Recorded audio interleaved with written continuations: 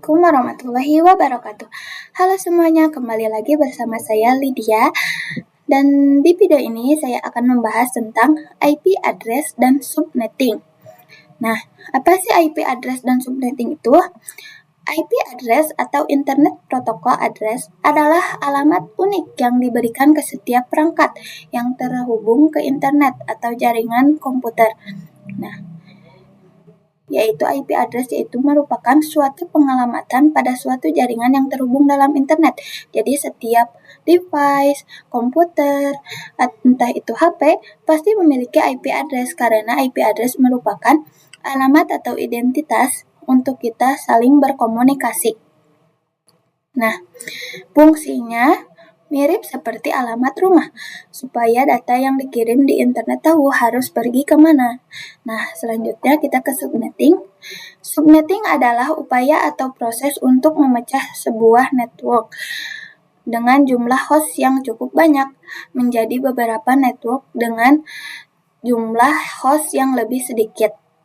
Nah, pada intinya subnetting itu adalah pemecahan IP. Jadi bagaimana sih caranya kita memecah suatu IP address yang begitu banyak atau begitu besar nilainya dipecah lagi menjadi beberapa nilai network agar bisa kita membagi-bagi ke dalam jaringan sesuai kebutuhan.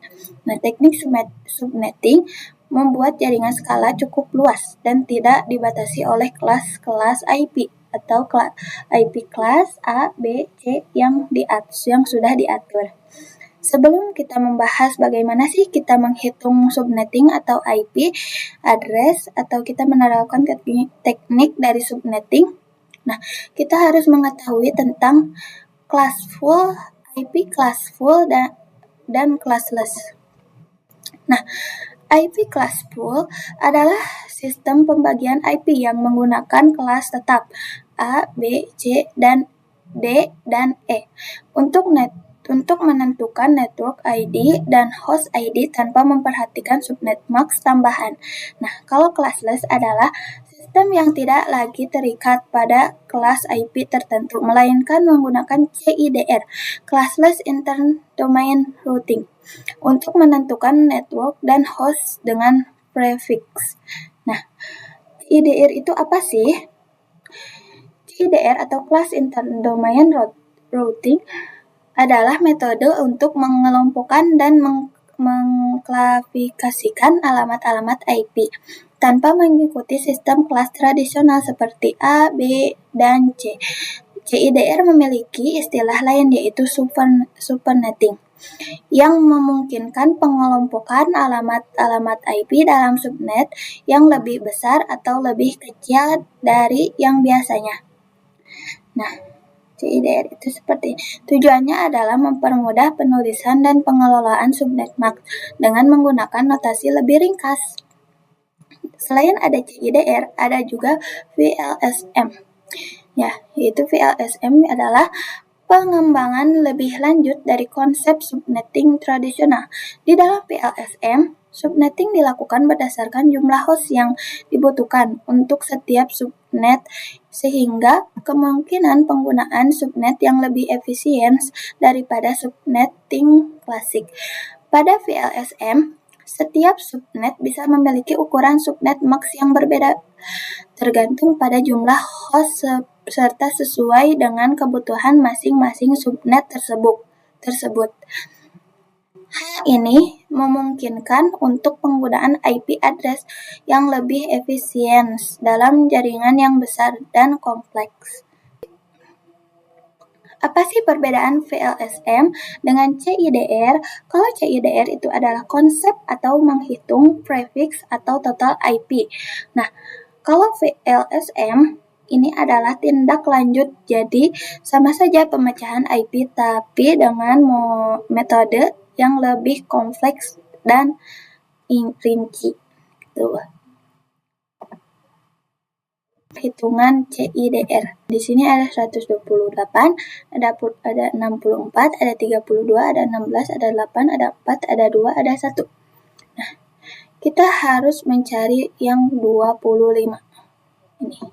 Nah, di sini ada tabel. Nah, 128 itu adalah slash yang ke-25. Kalau 64 ada slash yang ke-26. Kalau 32 slash 27. Kalau 16 slash 28. Kalau 8 slash 29. Kalau 4 slash 30. Kalau 2 slash 31. Kalau 1 slash 32. Kenapa sampai 32?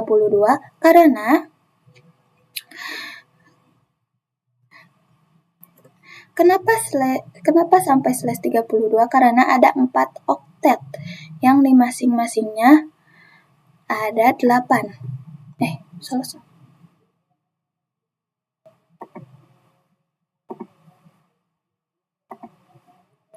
Nah, kenapa sampai 32? Karena di sini ada 4 oktet. Ya. 4 oktet. Nah, di masing-masing oktet ini ada 8 bit. Nah, kalau kita jumlahkan 8 tambah 8 sama dengan 16, 16 tambah 8 sama dengan 24, ditambah 8 sama dengan 32. Nah, begitu. Jadi 32 itu adalah ini yang termasuk 4 oktet. Nah, kalau misalkan 25 itu berarti 1. Nah, itu 8 ditambah 8 sama dengan 16, 16 ditambah 8 sama dengan 24, 24 ditambah 1 sama dengan 25. Nah, itu. Jadi 25 itu berapa sih? Yaitu 128. Gitu. Nah, jadi 25 itu termasuk ke kelas C. Ya. Kenapa kelas C? Karena kelas C memiliki yang digunakan yaitu 3. Nah, kalau kelas B, kelas A itu kelas B menggunakan 2 oktet. Nah, kalau kelas A menggunakan 1 oktet. Ya, 1 oktet ini. Jika kita ganti dengan 27, maka 128 yaitu slash 25 slash 26 slash 27. Nah, berarti kita harus menambahkan ini 128 ditambah 64 ditambah 32 tambah 8 tambah 4 12, 12 tambah 4 yaitu 14. Nah, di sini 2 tambah 6 berarti 8, 8 tambah 3 berarti 11, 11 tambah 1 berarti 12. Nah, 1 tambah 1 berarti 2. Nah, hasilnya 224 ya. Gitu. Nah, sudah, kita lanjut ke perhitungan VLSM. Nah, saya sebelum ke perhitungan VLSM, rumus VLSM, nah, saya akan menjelaskan tentang ini, subnet max. Subnet max adalah identitas atau batas wilayah dari sebuah jaringan IP. Nah, network atau blok subnet adalah alamat pertama dalam subnet, berfungsi menandai jaringan. Nah, host adalah alamat IP yang dipakai perangkat seperti PC, server, dan lain-lainnya dalam jaringan. Kalau broadcast, alamat terakhir dalam subnet digunakan untuk mengirim pesan ke semua host dalam jaringan. Nah, kalau diibaratkan, subnet itu yang tadi ya. Kalau network diibaratkan sebagai komplek. Nah, kalau host yaitu sebagai rumah yang ada di dalam komplek. Kalau broadcast diibaratkan seperti RT yang ada di komplek tersebut yang bertugas untuk mengirim informasi atau pesan ke rumah yang ada di kompleks. Nah, kita langsung ke rumusnya ya. Apa sih? Nah, di sini ada network atau blok subnet, yaitu 256 dikurangi total IP sama dengan X, dan ada 2N. N itu network, ya, sama dengan network. Jadi 2 ini tuh pangkat 2 pangkat N. Nah, di sini ada host, 2 host dikurangi 2. 2 pangkat host dikurangi 2 sama dengan host. Nah, di sini ada broadcast, host ditambah 1 sama dengan broadcast. Nah, di sini kita coba network sama network atau block subnet. 256 dikurangi total IP tadi ya, yang tadi 1, 2, 3, yaitu totalnya 224 ya, kita 224 sama dengan 32.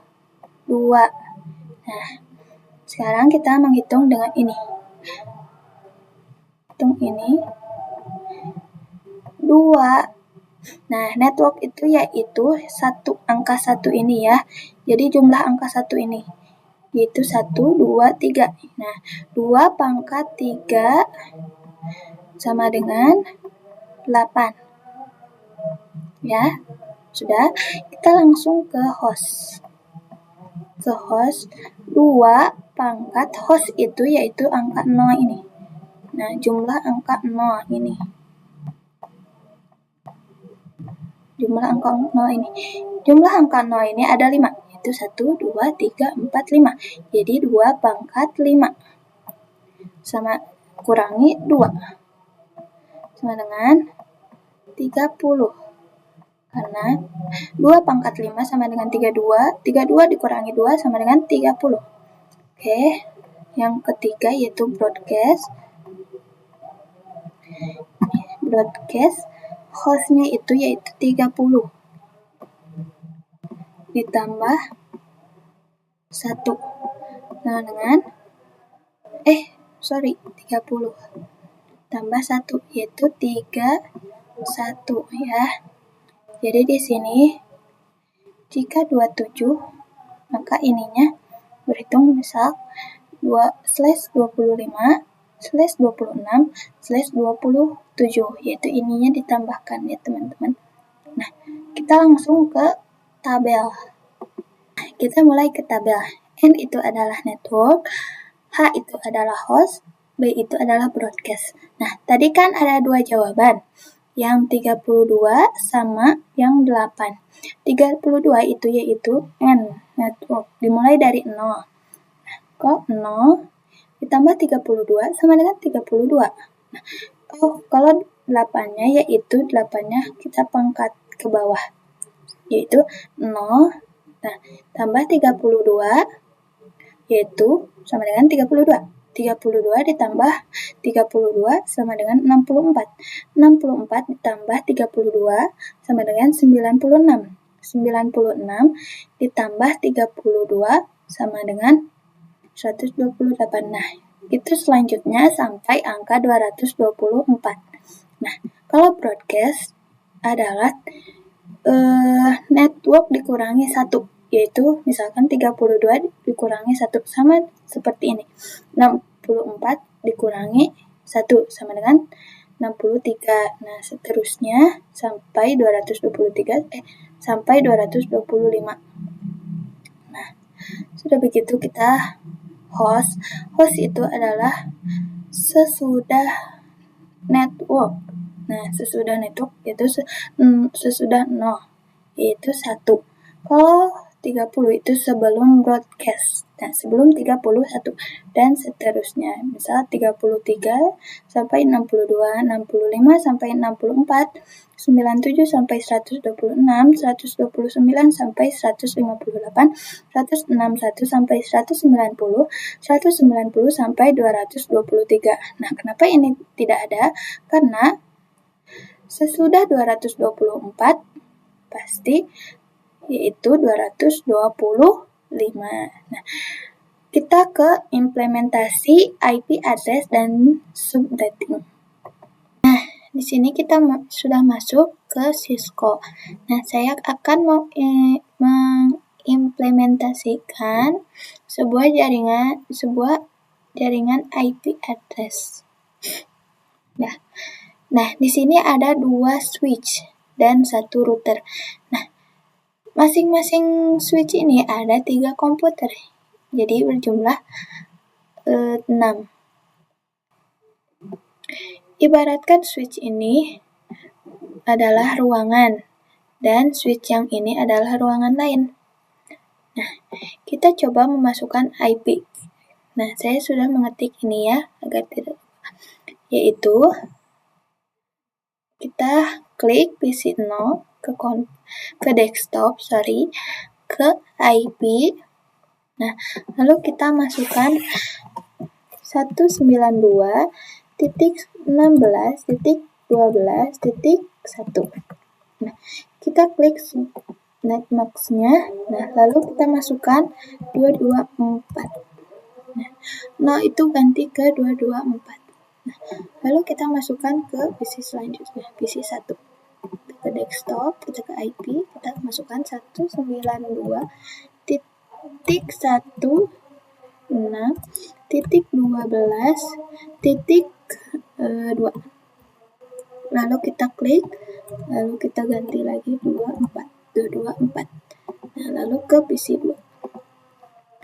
Kita ke desktop, IP, lalu kita ke 192.16.12.3. Lalu kita klik, lalu kita ubah 224. Nah, selanjutnya kita ke yang switch yang kedua. Kita ke desktop, IP, lalu ke klik 192.16.12.33. Kenapa 33? Karena ruangan ini sampai 32 yang switch ini. Lalu kita klik subnetmax-nya, lalu ganti 224. 224. Sama seperti switch yang ini. Lalu kita masukkan lagi desktop 192.16.12.34. Lalu kita klik, lalu ganti 224. Nah, masukkan lagi, kita ke desktop, kita ke IP. Nah, 192.16.12.35. Lalu kita masukkan 224 ya. Sudah seperti itu. Nah, kita coba ping ya teman-teman, kita coba ping yang ini PC0. Apakah berhasil atau tidak? Kita komen. Kita coba ping 192.16.12.2. Nah, kalau reply prompt kita berhasil terhubung. Nah, coba kita ke komputer satu lagi yang ini, PC 3. Kita coba ping 192.16.12.34. Nah, reply ya teman-teman. Berarti kita berhasil menghubungkannya. Tapi kita coba menghubungkan dengan yang 192.16.12.1. Kita coba yang ke PC 0. Apakah bisa? Ping 192.16.12.1. Kita coba enter, kita tunggu apakah reply atau timeout. Nah, di sini muncul request timeout. Berarti kita belum berhasil menghubungkan PC 0 dan PC 4, yaitu yang 192.16.12.1. Nah, cara kita menghubungkannya. Cara kita menghubungkannya harus konfigurasi IP address untuk menghubungkan blok subnet 1, yang kedua. Nah, kita masuk ke router. Kita harus meng-on-kan dulu ke Ethernet. klik Ethernet, yaitu yang ini, kita on. Lalu klik Ethernet yang ini lagi, kita on. Nah, lalu kita masukkan ini, harus mengaktifkan dulu interface-nya. Kita klik in. Nah, lalu kita masukkan interface G0/0. Nah, lalu kita masukkan IP address sama subnet max-nya. IP address dengan 192.16.12.30. Nah, lalu subnet max-nya yaitu 255.255.255.224. Nah, lalu kita tambahkan lagi interface, yaitu G0/01. Lalu enter. Lalu kita tambahkan IP address lagi, address 192.16.12.62. Nah, lalu kita tambahkan subnet max-nya 225.225 yaitu 255.255.254. Nah, enter. Kalau sudah begini, kita harus menambahkan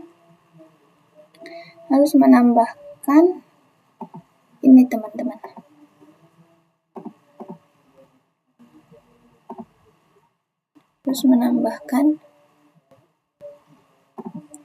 Harus menambahkan default gateway, ya.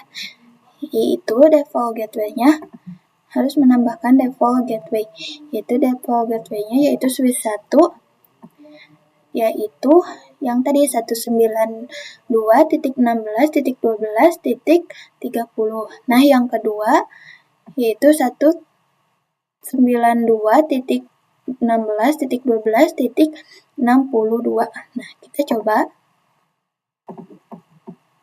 192.16.12.30.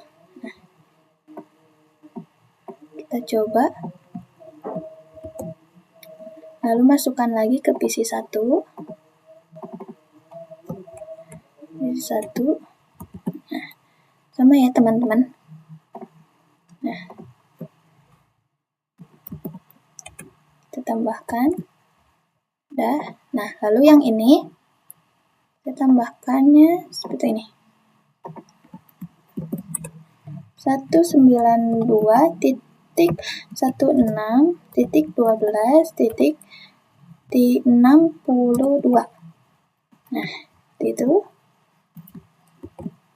Lalu kita tambahkan ke PC yang ini. Nah, 2.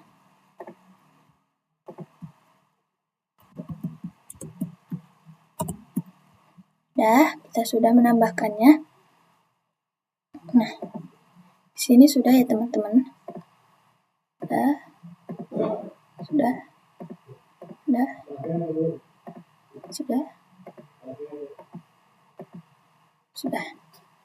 Nah, kita coba ping ke PC 1 yang ini, PC 0 ke PC 3. Mari kita coba ping. Ping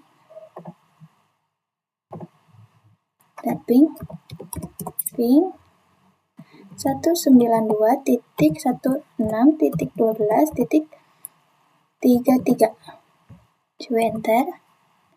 Kita lihat. Nah, memang awalnya request timeout, tapi yang keduanya reply from.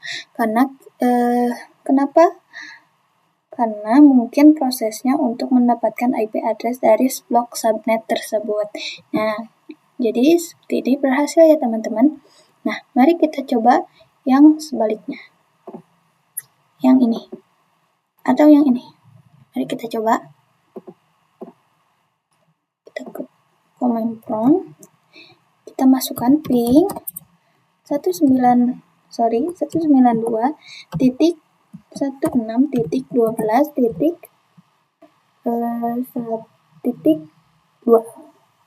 Kita coba tunggu apakah berhasil. Request timeout. Nah, berhasil ya teman-teman karena reply from. Nah, sudah. Nah, jadi ini sudah terhubung ya ke ruangan, misalkan ruangan 1 dan ruangan 2. Begitu ya teman-teman. Ya teman-teman, mohon maaf jika ada ucapan atau kata yang salah karena saya sedang tahap belajar. Nah, demikian yang saya sampaikan. Semoga penjelasan ini bermanfaat. Terima kasih yang sudah menonton sampai akhir. Wassalamualaikum warahmatullahi wabarakatuh.